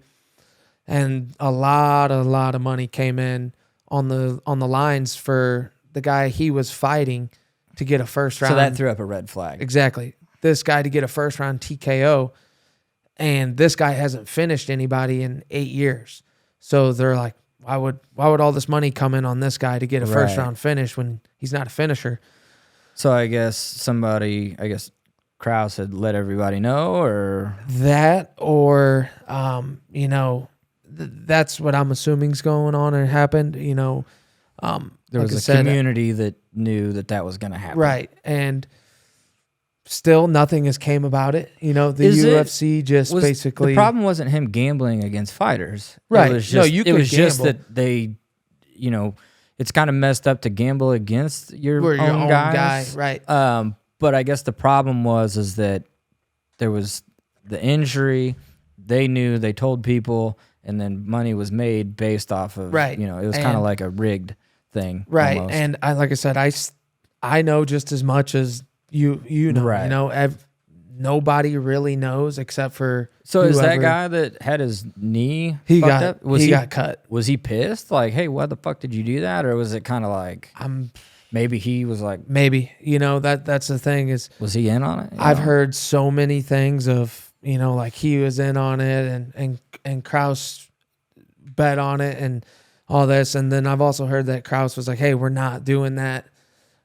There was bigger fish that were betting on it. And he was like, hey, I'm not doing this. We're not throwing this fight. This is how it's going to be.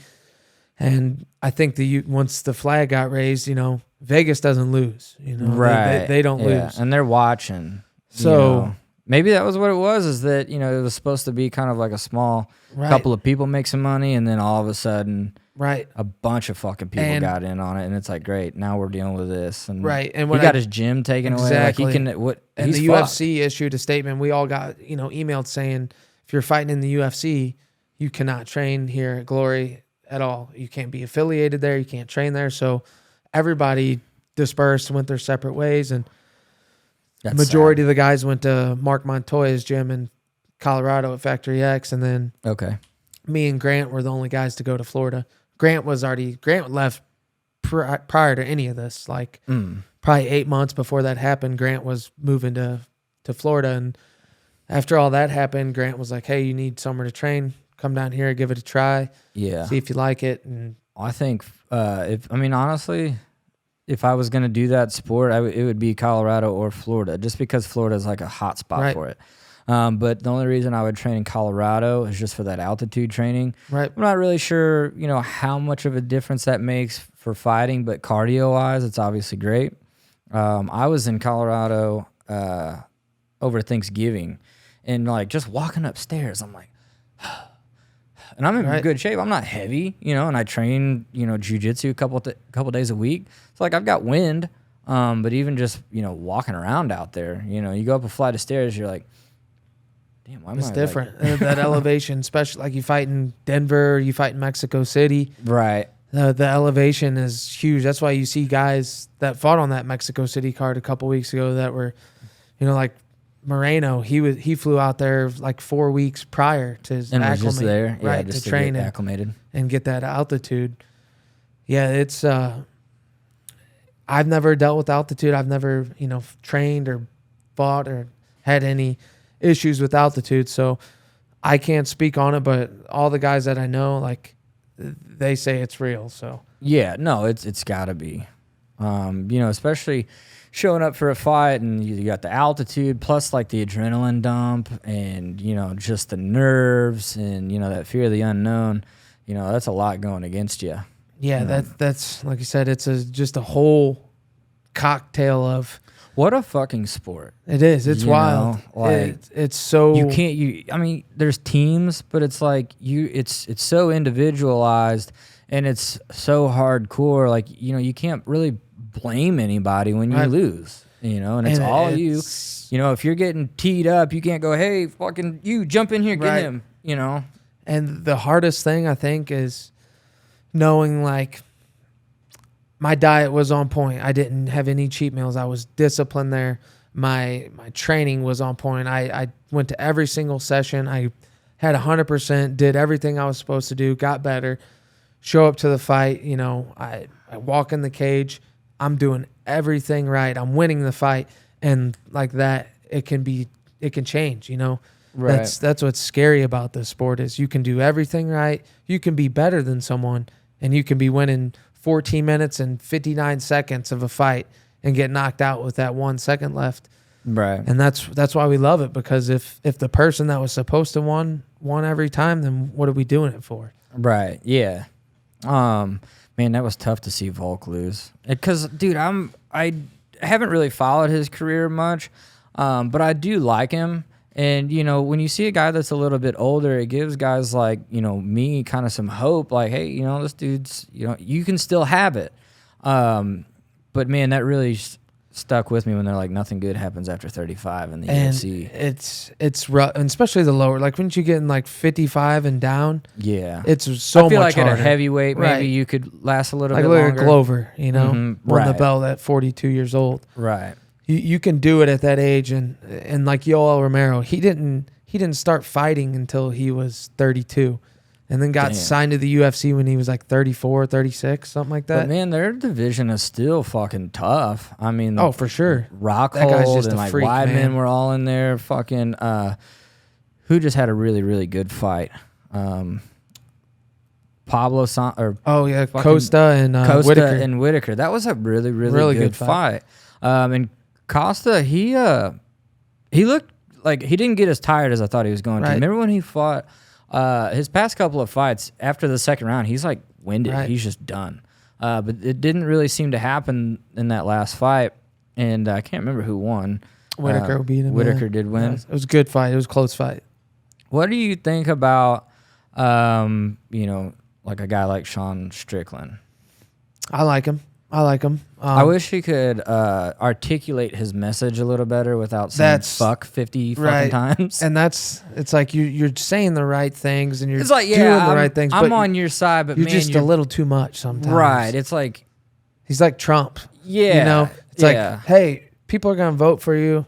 People like what you're doing, saying, right. But maybe just take it back a couple notches, you know? Right. Exactly. And I think it's the same with Sean. That's just who he is, and he's a little brash sometimes. But as far as like his views and how he is, you know, mine line up with school, his, you know, traditional, right? His fight style, I like how he's gonna be in your face. He's got an unorthodox, rocks the Philly shell. Yeah, you know, weird jab from weird angles. He's got his own style, and he's faced adversity. You know, with the motorcycle accident that dang near like took his leg, right? And you know, I like seeing guys come back from hard adversity, and you know they still are successful, and you know, and was a champ still. Have you ever met Michael Chandler? Isn't he a top team guy? No, he's Killcliff, Sanford, Killcliff, Black Zillions. That's Florida. They all, yeah. Okay. The gym's only about 15, 20 minutes apart. Okay, but you have met Michael Chandler. Do you think we'll see Connor and him go ever get that opportunity? I don't know, Is man. Connor ever gonna come back? You think? Like, I think he'll come back, and I've been hearing, you know, the talks of a 165-pound division, yeah. and they're going to bump the 70 to 75. So if they do that, I could see them fighting for like the 65 title, and maybe that's what they're waiting on. I could see the fight happening. I want to see him come back and fight in ADS. But I won't be surprised if they don't, you know? Right. But I do think Connor will knock out Chandler if they fight. I think he knocks him out. Just style-wise, different style. Like, Connor's so good at drawing people in. Chandler's that he throws two combos. He throws a jab body overhand and a straight right to the body left hook. And yeah.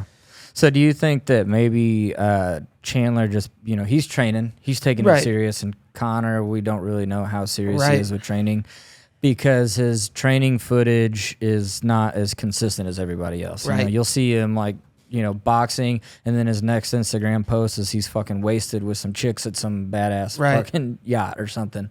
And maybe that'll help Connor, is because, you know, Chandler's gonna go, oh, he's not fucking serious. You know, I'm gonna come in here and just fucking get his ass and get caught slipping. So I could see. Do you want to see Connor come back?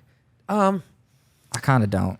I don't care if he does or doesn't. I think his value is decreasing, and he's trying to stay relevant. You know, I want to see him box.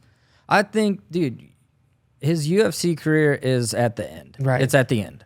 He's not competing with the top 10 guys in the UFC at 55. No, not at all. No, nowhere close. He's been injured. He's had too much time off. Yeah, he's a great fighter. He's got a really strong mind. But I feel like if he would box 2 times a year, he could do that, make 10 times the money, and still be be very relevant in that sport, and not get fucking clobbered and ruin his stock. You know, like he could box. He could go box Nate Diaz. He could fight Jake Paul. He could probably fight fucking Logan Paul. He could fight.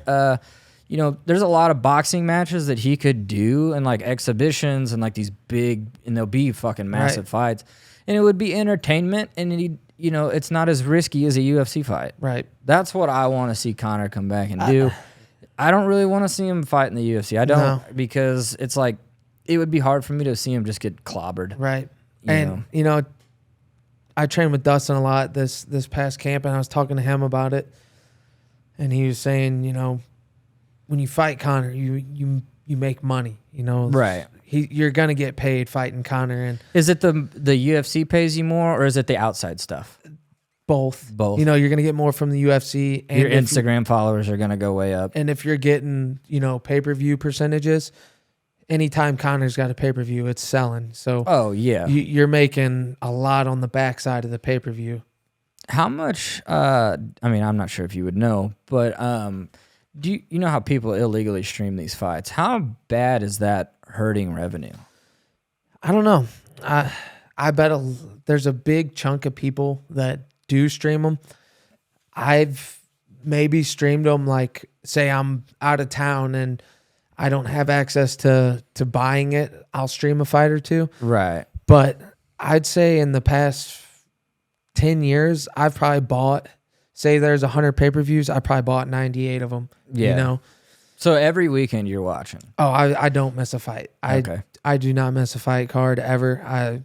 Like I said, I couldn't tell you the last one I missed. Do you do any like sports betting on them or? Nah, Okay. never do. It's probably good. Just something I've never, like I said, with I'm my not a money, gambler either. I worked so hard for it that I just gets like, been to the casino a handful of times in my life. Yeah. I never was a casino. I love the atmosphere of a casino, like just being there and like drinking and like watching people gamble. But like, you know, I get sick. If I lose $100, $200, dude, I'm sick to my even stomach. if it's $20, right? like, fuck, dude. For 5 minutes, I lost that. Yeah. You know, and I make damn good money, and I'm like, why the fuck did I just do that? Oh, fuck. Yeah, it's you're always regretting it seems like. But yeah, so betting, I never really got into it. Like, me and the buddies, you know, watching the fights, we'll throw Right, yeah, that's a little $5, different. $10 on the fights, you know, here and there. But it's just so risky in fighting, you know. Right. Yeah, you never know because it's anybody's game. Anytime it's individualized like that, and so much goes into it, man. Like, someone could be way better than someone and win 9 times out of 10, but right. there's times you there get could in also the cage, be an undisclosed bro. injury. Right. There's times you Yeah. get in the cage or you had a bad weight cut, you didn't recover well, and you feel sluggish. You're not yourself that night. It's like training. You know, there's those days you come to the gym and guys you beat up all the time are getting the best of you, and you're like, what the hell's going on? It's just you're not clicking. That shit happens on fight night too, you know. So yeah, and that's when it's gonna happen. Right. This fight night, the worst time. You know, what do they call that? Murphy's Law, I think, Right. where what can go wrong will go wrong yeah. at the worst time Right. possible. Before we get out of here, I do want to ask you a little bit. What do you think about, you know, how rampant is you know, PED use in the sport right now? Do you think it's a problem? Do you think it's what's your overall thoughts on it? I think outside the UFC, it's huge. Right. Like Bellator, PFL. I think, we've seen how many people got popped in PFL last season. They had to completely revamp and bring in so many guys to fight in their 205 weight class. Because it was just so many guys popped. Wow. I think like 5 guys in that division popped. But I think the UFC does such a great job with, when they had USADA, now they're doing their own drug testing and overseeing it themselves, which is kind of self-regulatory. Yeah, so I'm thinking, you know, the guys that might be on it, like Connor, that's why these things are kind of happening so the way they they can are. get a little pass. But I think the majority of it's going to be, you know, regulated fairly and Yeah. it's going to be taken care of the right way. But as far as I know, guys in the UFC that I've trained with in Florida, I don't know a guy that's on anything, you know. Right.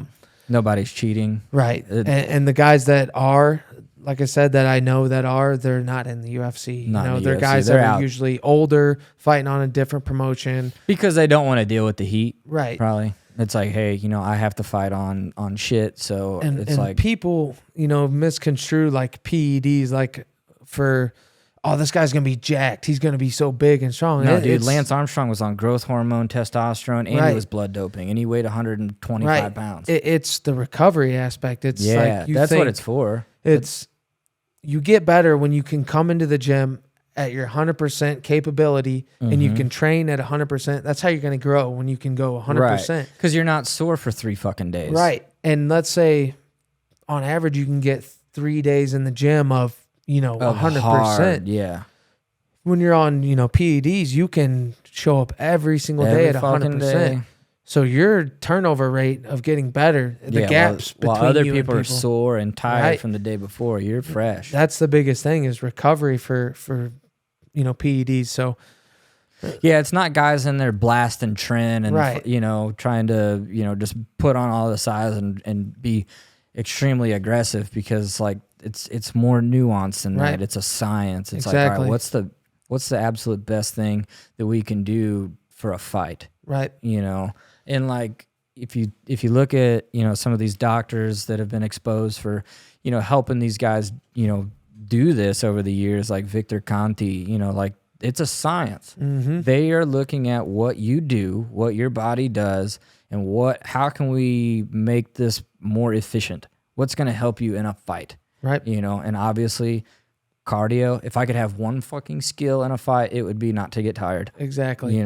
And I'll handle the rest. I'll throw my hands. Right. I'll fight. I'll bite. Fucking guy dries out. But as long as I don't get fucking tired, right. That would be awesome. Just no tired. And me and Mike Brown were talking about this, like, how genetics play into so many things. And I never thought of cardio being a genetic thing. Yeah, it definitely is.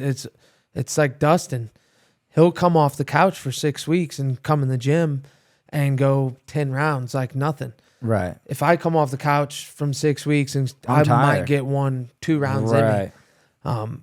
I have to work extremely hard to have good cardio, and I do have good cardio when I fight, but it's like I said, it's just from working hard and staying disciplined on my routines and my diet. And this past fight, I got a nutritionist finally. And what happened at the end of your last fight? I was watching that. Looked like there was a little bit of drama. Was the dude just pissed that he lost? Yeah, just that type of dude, He just ran his mouth at weigh-ins, ran his mouth in the middle of the fight while we're fighting. There's a clip you can see of me elbowing him and his corner saying something to me, and I look up to him and they flip me off, so I'm flipping the corner off while I'm elbowing him, and we're going at it, talking, and he just...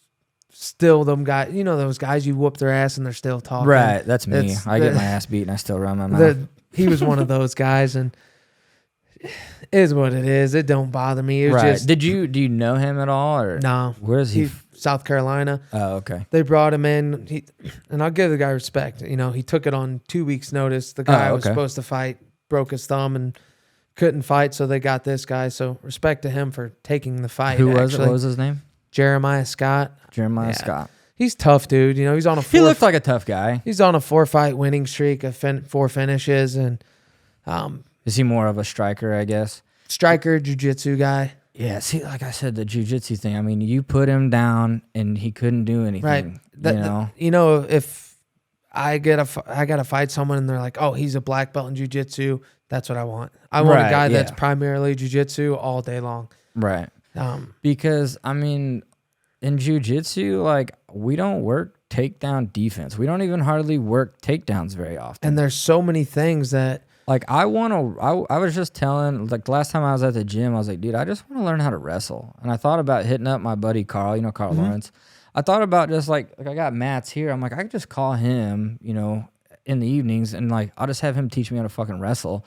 And I guarantee you I could go in to most of these, smaller jiu-jitsu tournaments and fucking clean house, because like, I don't have to submit. I can just fucking take you down and hold you there, and I'll win. And MMA wise, like, guys rolling for leg locks and stuff, for they're abandoning position over, like, dude, I can. These are submissions too, Right. Like, yeah, you start going for my ankle. Right. Yeah. There's so many things that don't correlate in like traditional sport. Do you know Gary Tonin? Hmm? He's like one of my favorite dudes, but he got fucking knocked out like that. Yeah. He went for a fucking leg lock, and I mean, the dude just planted one right on him, and I was like, oh man, that hurt my heart to see. But it's like in jiu-jitsu, the leg lock is like the mother of all fucking submissions. Like, look at Gordon Ryan, like what he's doing, If he if he gets on your leg, that's it. It's over. And that's how it is for a lot of like high level grappling, like ADCCs. I mean, that's what most of the submissions are, is that heel hook and whatever. But, in a real fight, it's not as practical. And like I said, jiu-jitsu's got some flaws. Is like, we're not hardly ever working takedowns. And that pisses me off, because I'm like, dude, if I could just get really, really good at a single and a double leg and just do that for hours and hours and hours, I could be a pretty fucking good wrestler in like a year. Right. And it's quicker. That's what Patrick always focused on, was why would we take 12 years to get really good at jiu-jitsu when we could spend 2 learning how to stop it? Exactly. Yeah, just defend it, Yeah, I mean, in that last fight, you took the dude down put him into the cage. And I mean, that neutralized 90% of what he could do. I think he tried to get you in an armbar at one point, but it was, you were never in any danger. Right. Arm bars are so, like, if you look in like high level, like in the UFC, Ronda Rousey was time? like right. You know, you don't see guys getting subs with arm bars. I mean, it'll happen every now and then. It's more of a triangle or a guillotine or something like that. Stuff and that's what I focus on. Like when I'm grappling, is the high percentage, anacondas, darces. Yeah, darce is what you see mostly. Triangles, guillotines, but that's another thing. Like if you can defend a darce, like if you know how to defend that, they're not going to get you. You might end up in a bad spot. But if you know how to effectively defend that darce, no one's going to get you. And people, a lot of fighters, even at the high level, will abandon a dominant position to go for a submission. If you're in a dominant position, you stay there. You're winning the fight. Right. You'll see guys on top, full mount, punching someone. And then dude's got him in like side control, and then they'll just shoot that darce. Or go for an arm bar and end up on their back. And you just completely flip-flop the positions. Mm-hmm. But like I said, jiu-jitsu it's important. You gotta have it, but it is not the base of the pyramid anymore like it used to be. No, that's not. You gotta be an all-around, fighter. And there was a time where, dude, like if you were a black belt in jiu-jitsu, they were like, oh fuck, this guy, don't go to the ground with him. Right. And I've never worn a gi in my life, not belted. Dude, I don't want to wear a gi anymore. I just want to grapple because, like, all the grappling that I watch is no gi. Yep. ADCC is like the fucking mecca of grappling right now. It's not IBJJF. Nobody really gives a fuck about that, and a lot of that has to do with Gordon Ryan. Mm-hmm. And I think I'm thankful for Gordon Ryan because, like, people can make money doing jiu-jitsu now. Jiu-jitsu is a really fucking awesome hobby. I watched shit last night, probably 2 hours of no-gi of just ADCC trials. Yeah, like stuff. I was watching Gordon Ryan, I was watching Nicky Rod, Nicky Ryan. Jacob Couch is my fucking my favorite. Hillbilly Hammer. I've trained with them guys over. I've never trained with them, but they are affiliate of Vaggie. And I seen Jacob at a bar in St. Louis like a year ago, and I fucking fanboyed out like a faggot, and I was like, dude, I fucking know you. I was like, you're like my favorite grappler. He's like, you can take a picture with me. And I was like, all right. Right. Yeah, they're doing things right over there at Pedigo. Heath is he knows how to coach it. Right. And he's passionate about it. He knows how to get that message across, and he's just perfect for it. And when you have a coach that's like in it for the right reasons, I mean, look how many fucking top guys they have all in that one gym. Most gyms will have like a golden child. Right. He's got fucking 20 of them. And the thing is, it's a lot of those guys, even their white belts are fucking badass. He built a lot of that from the ground up. Mm-hmm. A lot of gyms will, have guys come in that are already like an established grappler or whatever they may be, and polish them up a bit. Yeah, and they have a little bit of that too, like Mikey Musamichi, and then Dante Leone has come in there. But I mean, it's crazy because like they've gotten better since training with them. Right.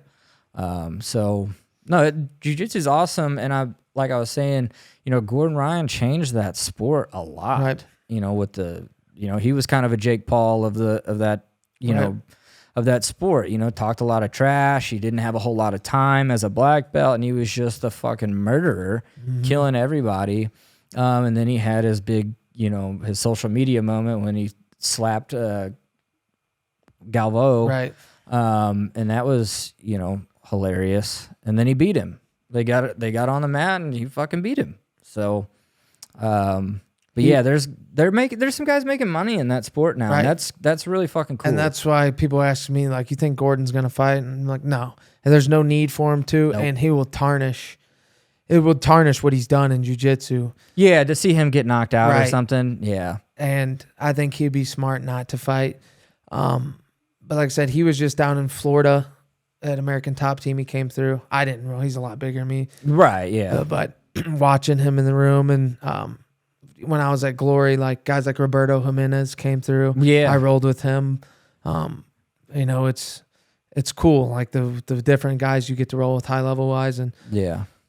it's just different. You know, when you just straight grappling versus MMA grappling, and Right. Yeah, when you roll with somebody that's like average and then you get with somebody that's like on another Right. fucking level, it's really cool to see.